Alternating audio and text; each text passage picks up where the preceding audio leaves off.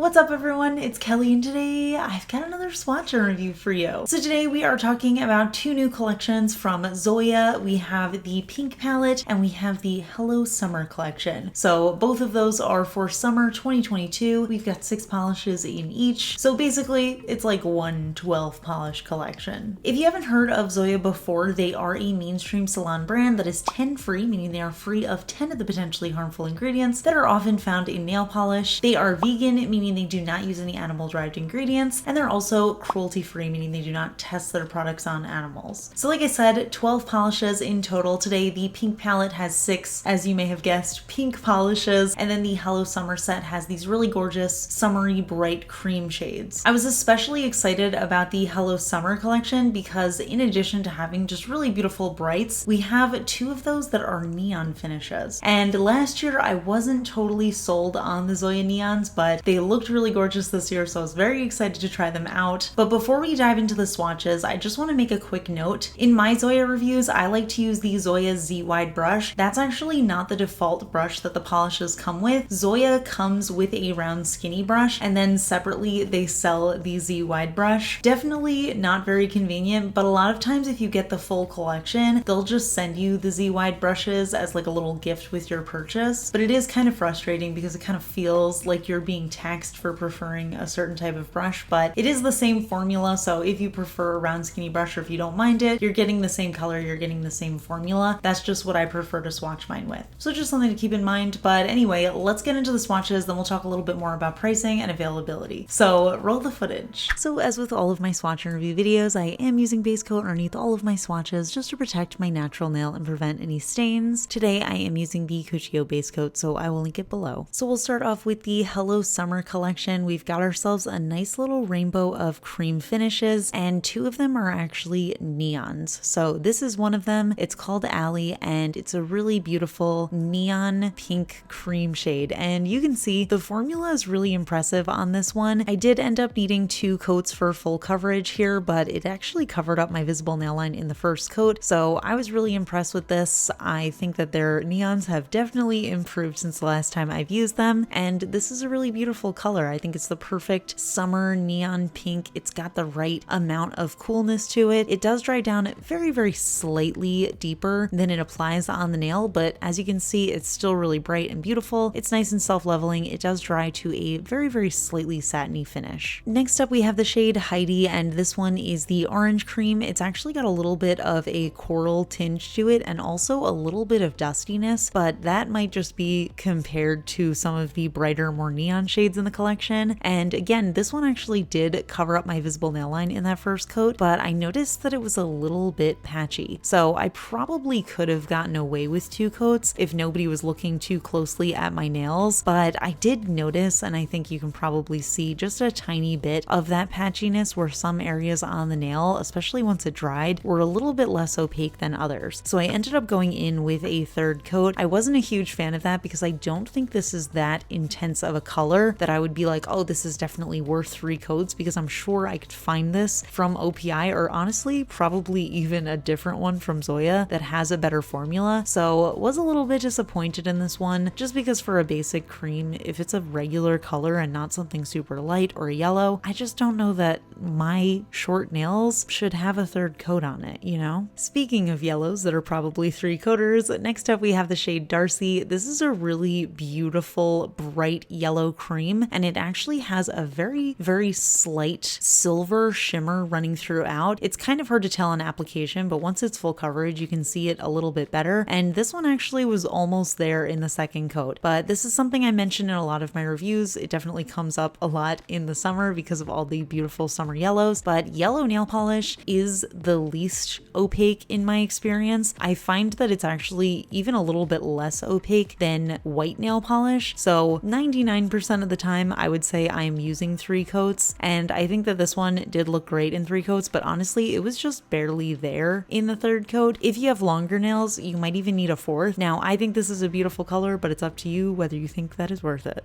Next up, we have the shade Ness, and this is a light green cream shade. It has a little bit of a cool undertone to it, and it also has, again, that sort of slight dustiness to it. And this formula was just so incredible and opaque. Again, we really covered up that visible nail nail line in the first coat, but I did need a second coat to get full coverage, and I think this is just such a beautiful green. It's so soft. It feels a little bit different from what I have because it has this almost like white undertone to it in addition to the coolness. Like it looks like it's somewhere between being a bright green and being like a sage green. So I just think it's a really unique shade, very beautiful. Moving on, we have the shade Dory, and this is a really beautiful sky blue cream. I have to say, I think the more that I use Zoya, the more I find myself really impressed with all of their blues. I tend to really lean towards their navy blues. I think they do such a good job with those, but more and more I'm realizing that they just do a great job with blues in general, and this one is no exception. I think it's just such a beautiful, bright color. It doesn't feel neon, but it feels very saturated and beautiful on the nail, and as you can see, 2 coats gave me perfect even coverage, and it was self-leveling. And last but definitely not least, we have the shade Charisma, and I have to tell you, this color is stunning. My camera does not do this one justice. I think it's a lot more neon, but for some reason, even with color correcting, my computer and camera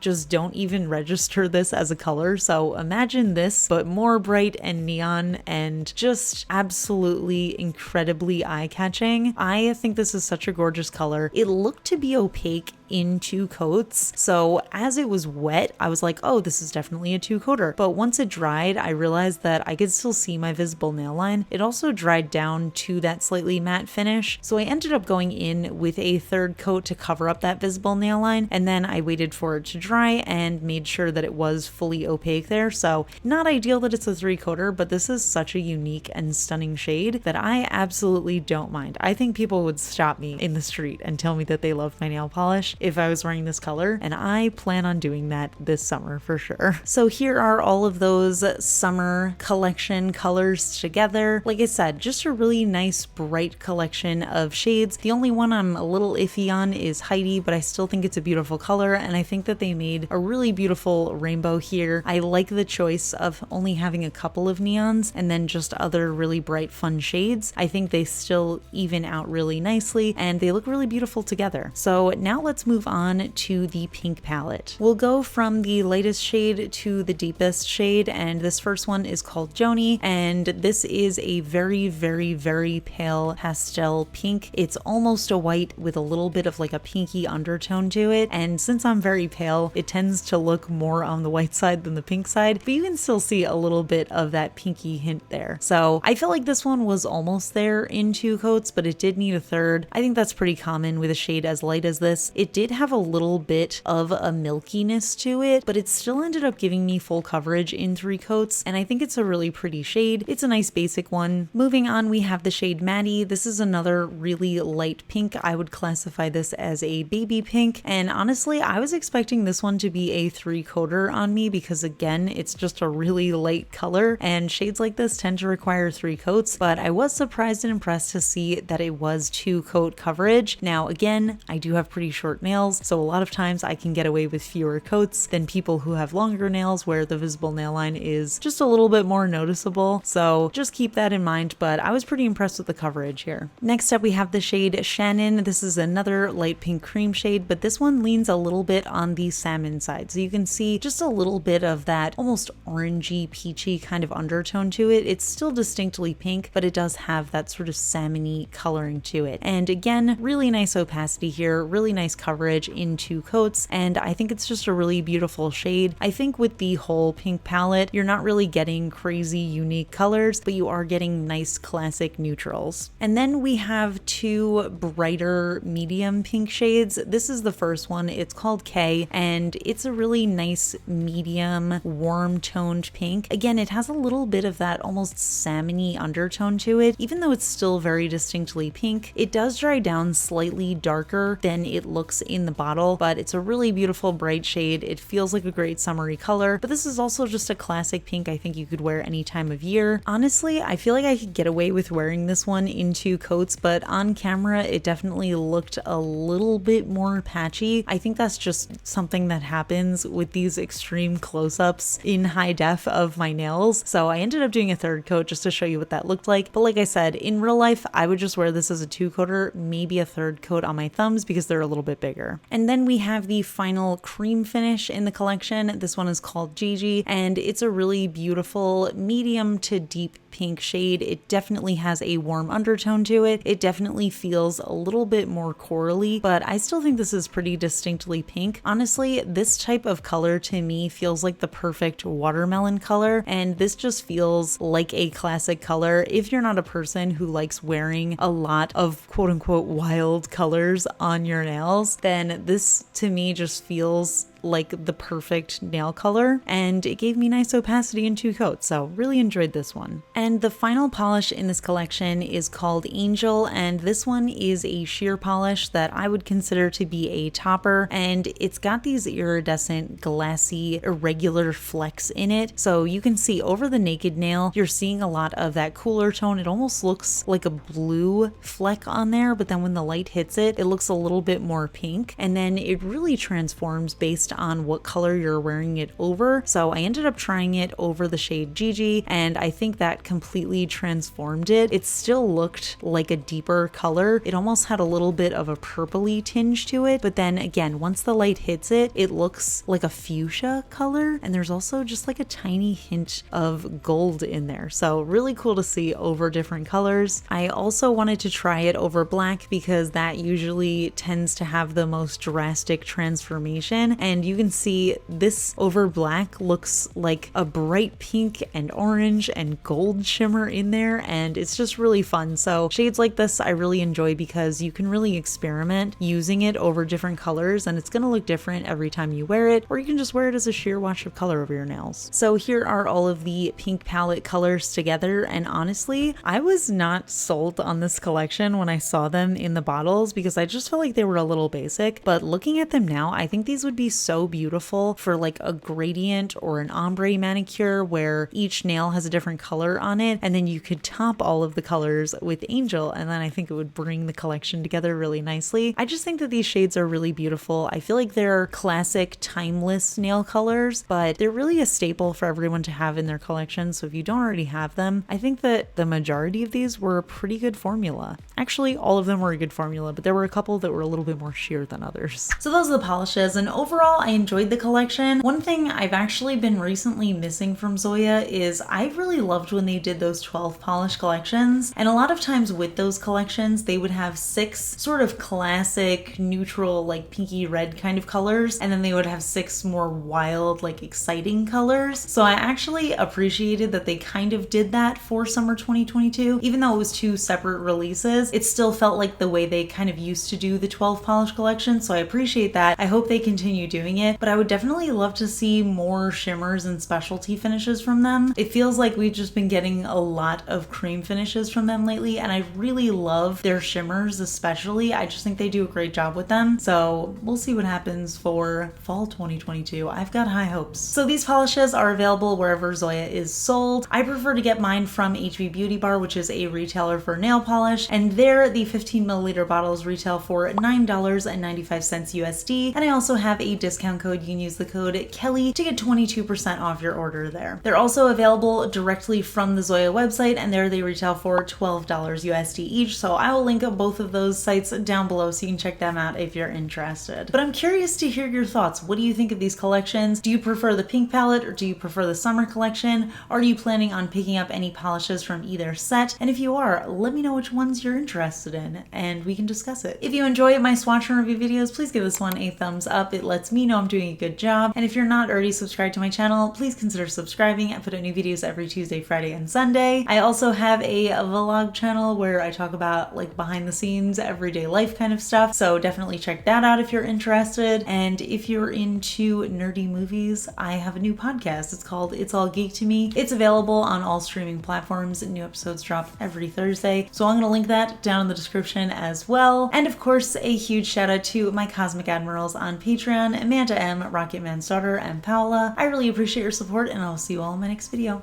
Bye. Today's fun fact question comes from Patreon supporter Jillian A. And Jillian wants to know, if you could choose to instantly become an expert in something, what would it be? Ooh, that's actually a tough one because I feel like there's so much stuff that I would love to have more knowledge of. But just off of the top of my head, I think I would love to just instantly be an expert in cooking, more specifically in like knowing what ingredients to put into something to make it taste a certain way. And I think over the years I've gotten a little bit better about, figuring out how to make a meal a little bit more cohesive. But I would really love, like, if I'm tasting something and I feel like it's missing a certain flavor, sometimes I just can't determine what that flavor is, and I would love to just have that knowledge in my head. I know that that's something that really just comes with time and trial and error, but I would absolutely love that. I would also love to be better at baking. I'm actually awful at baking, and a lot of times things that I make end up tasting really bitter, so not easy for me. Definitely a struggle. I guess I'm bad at following directions, and I wouldn't even know where to begin on like baking things from scratch because I have no idea how that works. So yeah, that's what I would choose to be an expert on, cooking and or baking. But if you would like to be an instant expert in something, also let me know in the comments because I'm curious. I feel like there's a lot of answers that are in my head, but I just kind of picked that one at random. So we'll see if we have any others in common. And I will see you all in my next video.